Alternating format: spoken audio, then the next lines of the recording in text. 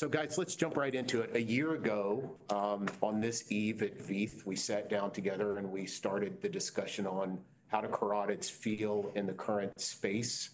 And all the buzz was this move toward the NCD with getting standard risk reimbursement. And I think everyone was optimistic, but cautiously optimistic for a variety of reasons. Many, many years since this had been reconsidered, lots of changes. I'd like to just go around the room and get your perspectives of what that change has done in your mind and how that changes the field of carotid stenting and how you anticipate those changes both for the patient and your practice. So maybe we can go around and just do some feedback.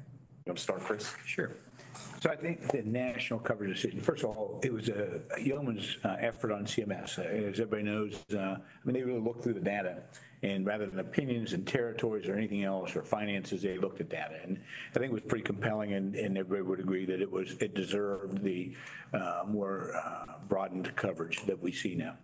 And so now what that does, I think, is it lets the playing field be level. Now we can consider carotid stenting along with the other technologies, and instead of looking at who's covered for what, we can look at what's the best therapy for the patient. And I think that's what we've all wanted for a long time.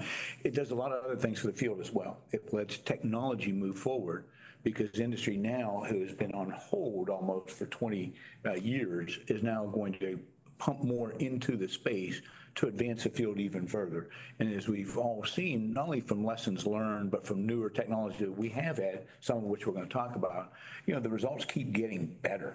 And that's what we want to keep going to. So now it brings us into a spot where it's in our armamentarium to consider as one of the viable options for treating folks with carotid artery disease.